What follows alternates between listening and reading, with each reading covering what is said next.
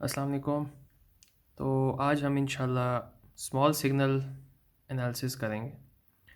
जब हम बात करते हैं स्मॉल सिग्नल की, तो स्मॉल सिग्नल से हमारी मुराद ये होती है कि आपके ओवरऑल डिफरेंशियल पेयर के ऊपर जो इनपुट सिग्नल है वो छोटा है। दैट मीन्स कि V in minus V in one minus V in two, इन दोनों के दरमियान में जो डिफरेंस है वो छोटा है, राइट।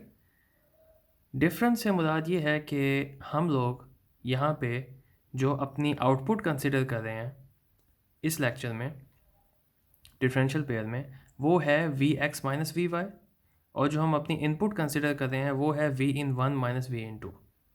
ओके, डिफरेंशियल पेयर में हम इस तरह से चल रहे हैं थ्रू आउट, जब से हमने डिफरेंशियल पेयर करना शुरू किया। तो आज हम इंशाल्लाह स्मॉल सिग्नल एनालिसिस करेंगे। मतलब ये है कि लास्ट टाइम हमने 3 कंडीशंस देखी थी। अगर एक छोटा सा मैं रिकॉल करूँ, ये समरी भी इस पे अभी हम बात करते हैं। तो पहले हमने v in one minus v in two को बड़ा रखा था, यानी कि लार्ज सिग्नल एनालिसिस हमने पिछले लेक्चर में किया था, ठीक। उसके बाद फिर हमने ज़्यादा डिटेल में नहीं किया लार्ज सिग्नल एनालिसिस, लेकिन मतलब हमने देखा था कि भाई लार्ज सिग्नल इस तरह से बनता है, उसकी इक्वेशंस कुछ इस तरह से होती हैं। बाय द वे, इसको करंट स्टीयरिंग सर्किट्स कहते हैं। स्टीयरिंग सर्किट इस वजह से कहते हैं कि जब हम डिफरेंस ज़्यादा रखते हैं तो हम फोर्स करते हैं कि किसी एक ब्रांच से ही हमारा सारे का सारा करंट गुजरे, राइट। तो इसी वजह से इसको स्टीयरिंग सर्किट्स कहते हैं, जो हम लार्ज सिग्नल एनालिसिस करते आए हैं। उसके बाद फिर हमने इन दोनों को बराबर रख के देख लिया, और फिर हमने ये बात साबित की पिछले लेक्चर में ऑब्वियसली कि VCM जो उसका कॉमन मोड वोल्टेज है वो तो ऊपर नीचे चेंज होती रहती है, लेकिन जो करंट और वोल्टेजेस हैं उनके ऊपर कोई फ़र्क नहीं पड़ता। ओके, इसके बाद हमारे पास बात आती है स्मॉल सिग्नल एनालिसिस की। जब हम स्मॉल सिग्नल एनालिसिस में गए तो उस वक्त हमने इस तरह की इक्वेशन डिराइव की, और हमने कहा कि इस इक्वेशन में हमारे पास जब टेन हाइपरबोलिक की वैल्यू 1 से बहुत छोटी हो तो फिर ये जो इसका आर्गूमेंट है वो साथ एज इट इज़ मल्टीप्लाई हो जाता है। तो V X minus V Y आपके पास output, V one minus V in two आपके पास इनपुट, आउटपुट अपॉन इनपुट यानी कि स्लोप, वो आपके पास ये एज इट इज़ बन जाता है इसके अंदर, राइट। तो कुछ इस तरह की कार्रवाइयाँ हम लोग करते आए हैं। अब मैं आपसे एक क्वेश्चन पूछता हूँ जो कि मेरा फेवरेट क्वेश्चन हो सकता है। क्या मैं ये जो सर्किट है ये वाला, इसको एज एन एम्पलीफायर यूज़ कर सकता हूँ?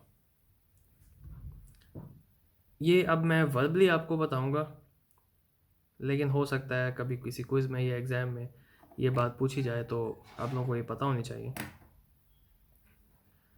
तो द आंसर इज़ यस, मैं इसको एज एन एम्पलीफायर यूज़ कर सकता हूँ, ठीक।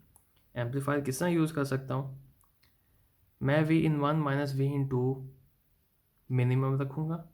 दैट मीन्स के स्मॉल सिग्नल एनालिसिस वाली सिचुएशन को रीच करूँगा।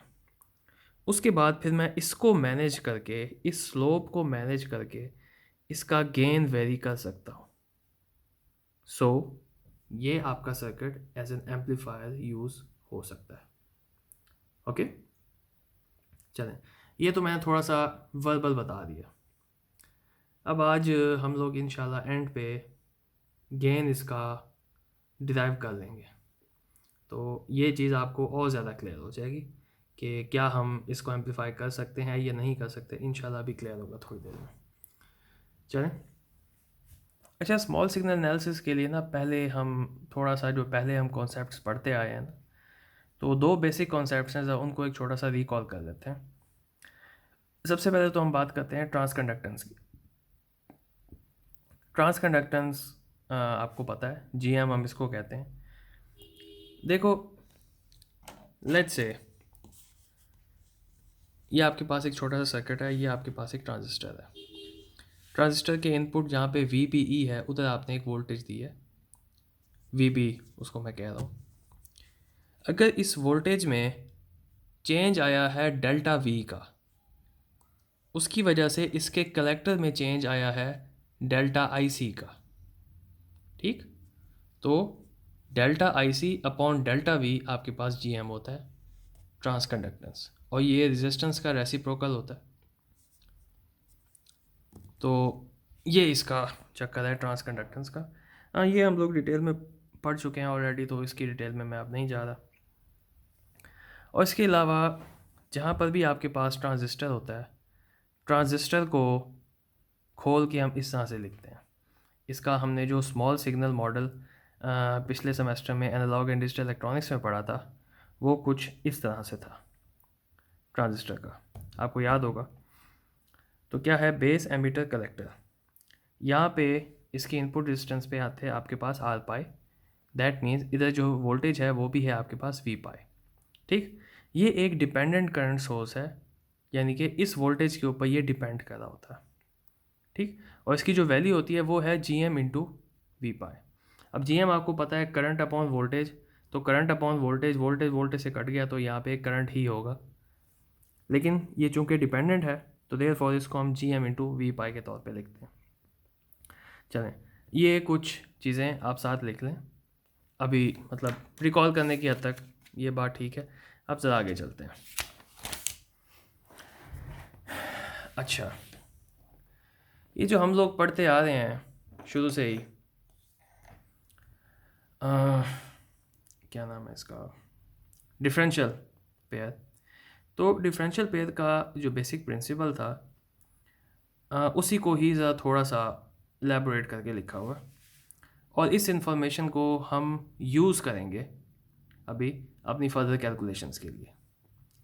वो इन्फॉर्मेशन ये है कि अगर V(1) और V(2) इक्वल और ऑपोजिट अमाउंट से चेंज हो और वो चेंज बहुत छोटा हो तो टेल नोड वोल्टेज चेंज नहीं होते। ओके, मतलब ये है कि V(1) और V(2) ये चेंज हो और ये चेंज बहुत छोटा हो, मतलब स्मॉल सिग्नल वाली बात, इन दोनों के दरम्यान में जो चेंज आएगा वो बड़ा छोटी अमाउंट का है, तो यहाँ पर जो वोल्टेज है ना टेल के ऊपर, यहाँ पर जो P जिसको हम लोग लिखते आए हैं, पीछे भी यहाँ पर भी मैंने शायद P लिखा हुआ है, तो ये जो टेल नोड वोल्टेज है ये चेंज नहीं होती, राइट।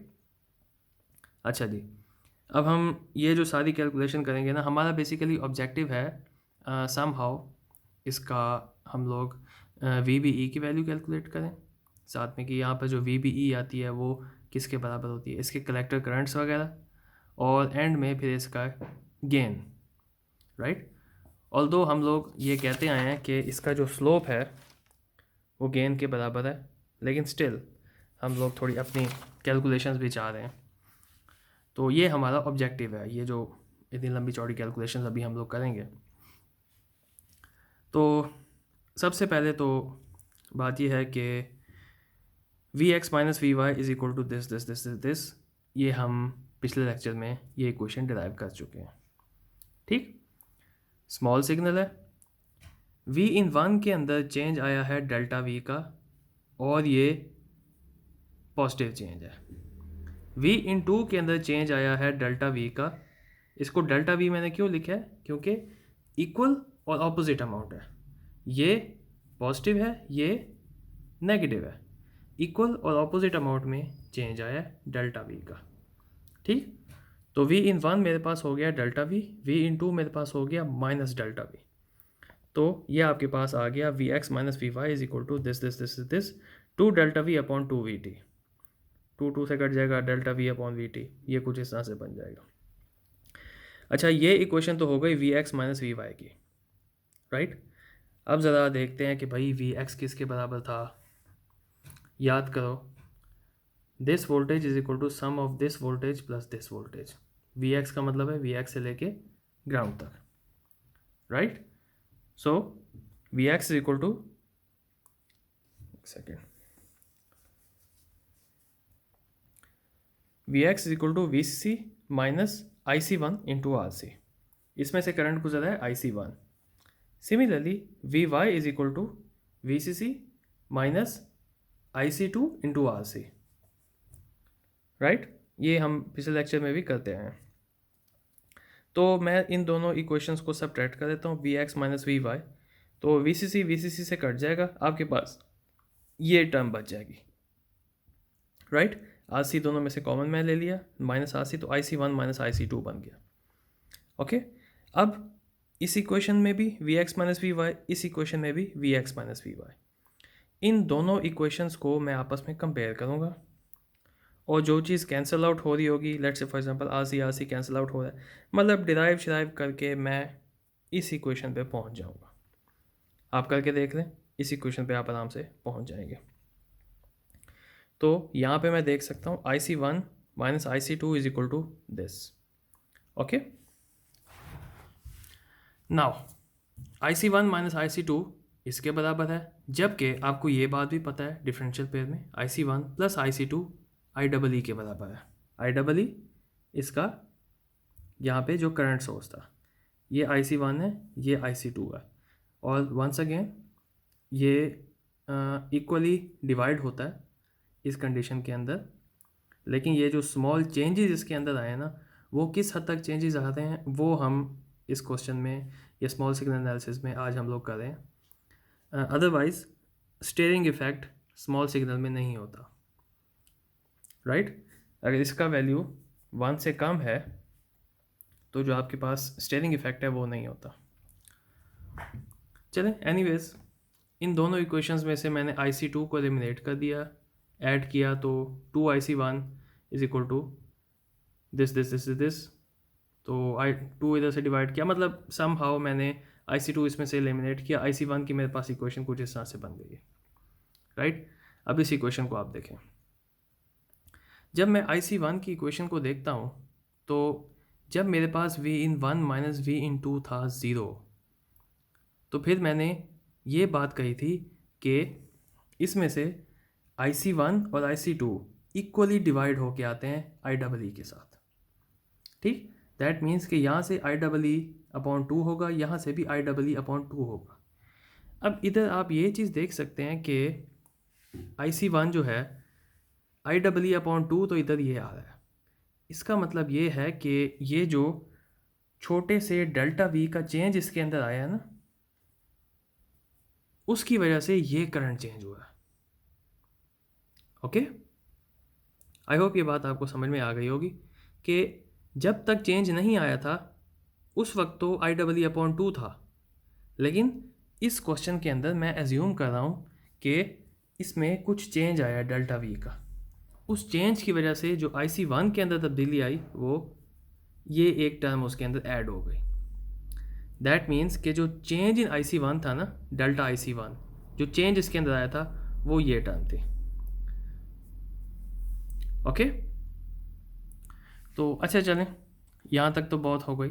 ओके, अच्छा जी, अब ये जो जी एम है आपके पास वो आपको पता है change in I C upon change in V B, या सर्टन केसेस में biased current upon biased voltage. तो खैर इधर से मैंने वी बी ई अलग किया। अब ये जो मेरे पास वी बी ई है ये है delta I C upon G M.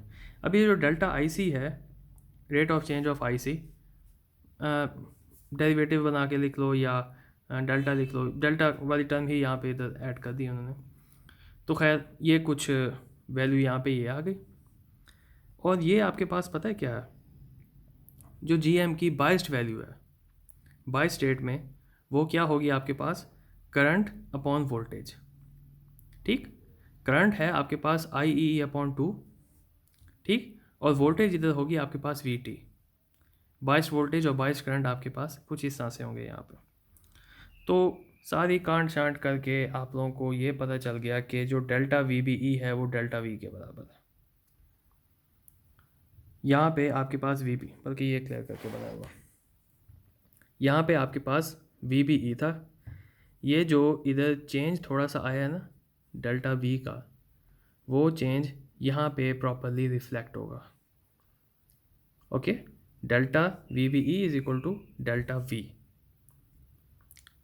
तो इसके बाद वो हमारा जो कॉन्सेप्ट है कि यहाँ पर जो P है वो कांस्टेंट रहता है, वो चेंज नहीं होता, वो चीज़ अपनी जगह मौजूद है।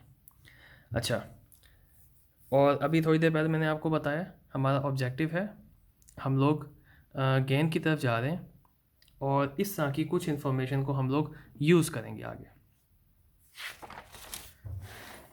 चलें जी, स्मॉल सिग्नल बिहेवियर, एक्सक्यूज मी,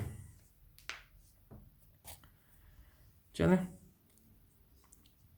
अच्छा जी, कुछ ऐसे ही हमारे पास डिफरेंशियल पेयर है। मैं मेरे ख्याल से कई दफ़ा ये पेयर बना चुका हूँ, मुझे तो आदत हो गई अभी बनाने की।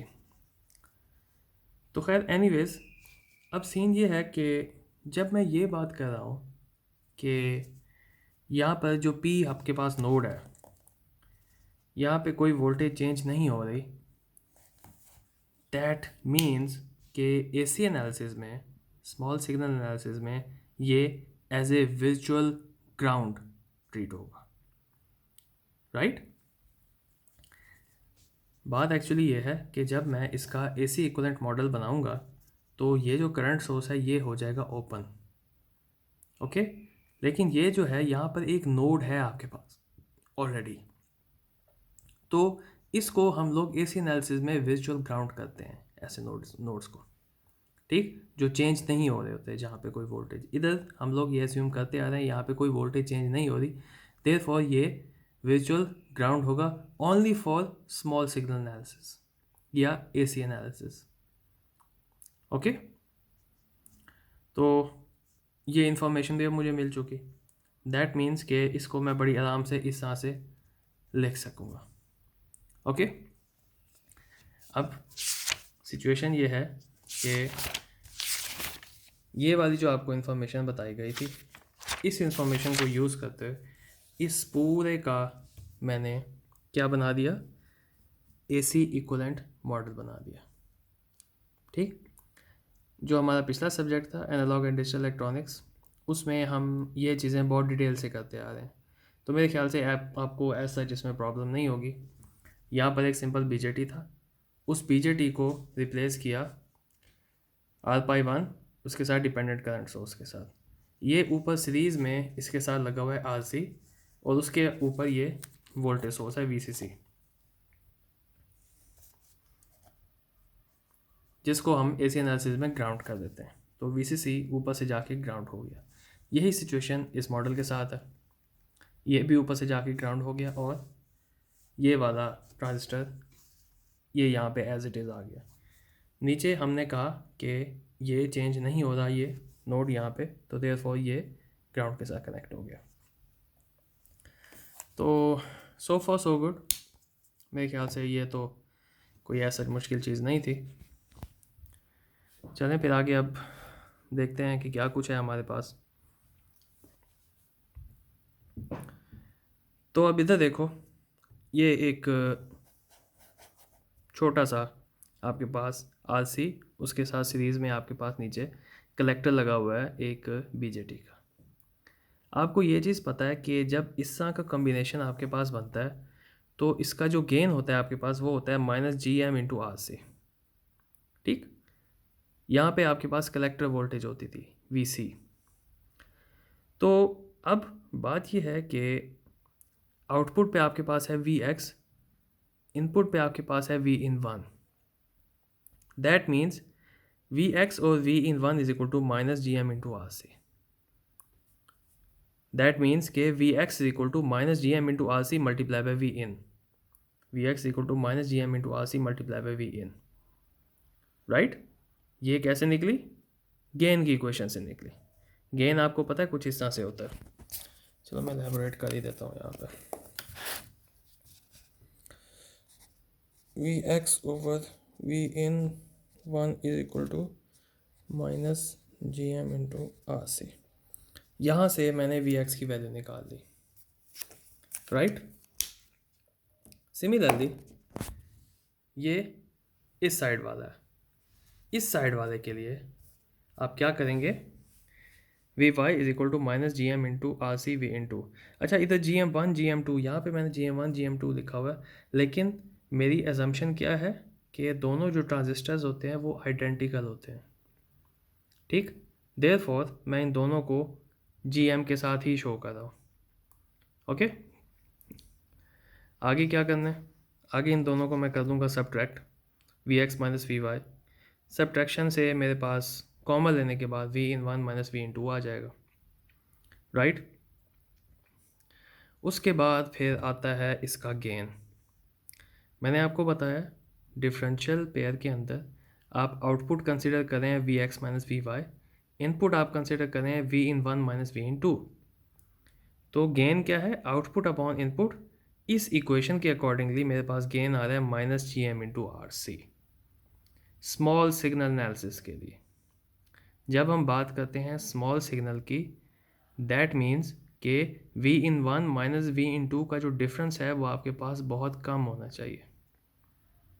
ओके, बहुत कम होने से मुराद ये है कि टेन हाइपरबोलिक के अंदर जो आपके पास आर्गूमेंट है उसकी वैल्यू वन से बहुत कम होनी चाहिए, राइट। तो यहाँ पे अगर मैं जी एम की जगह पे हमारे पास जो बाइस्ड करंट और वोल्टेज की वैल्यू है, यानी कि current upon voltage G M आपके पास होता है, तो करंट यहाँ पे बाइस्ड करंट है आई डबल ई अपॉन टू, ठीक, कलेक्टर करंट जो है, और जो मेरे पास वोल्टेज बनती है वो है वी टी। अगर ये वैल्यू मैं इधर डाल दूँ तो ये मेरे पास गेन कुछ इस तरह से आता है, डिफरेंशियल गेन जो इसका आता है। अगर आपको याद हो पीछे जो हम स्लोप की बात करते आ रहे हैं, स्लोप में भी यही गेन ही आपके पास था। तो जो हमने लास्ट टाइम बात की थी स्लोप की, कि हम अपने ग्राफ में से उसकी स्लोप कैलकुलेट करके ही हम बता सकते हैं कि हमारा गेन कितना है, वो चीज़ भी यहाँ पे जस्टिफाई हो चुकी है। और ये जो अभी मैंने आपसे एक छोटा सा क्वेश्चन पूछा कि क्या इस सर्किट को एम्पलीफाई कर सकते हैं, तो यस, इस सर्किट को बिल्कुल एम्पलीफाई कर सकते हैं। हमें V in one V in two V X और वी वाई की वैल्यू को कंट्रोल करना है, और हमें इन दोनों के डिफरेंस को इस तरह से रखना है कि टेन हाइपरबोलिक के अंदर जो हमारे पास टर्म आनी है, it has to be very very smaller than one, right. तो आपका ये जो स्मॉल सिग्नल बिहेवियर है ये पूरा जस्टिफाई होगा, तो आप गेन भी निकाल सकते हैं, अपनी मर्ज़ी का एक एम्पलीफायर भी डिज़ाइन कर सकते हैं डिफरेंशियल पेयर के साथ।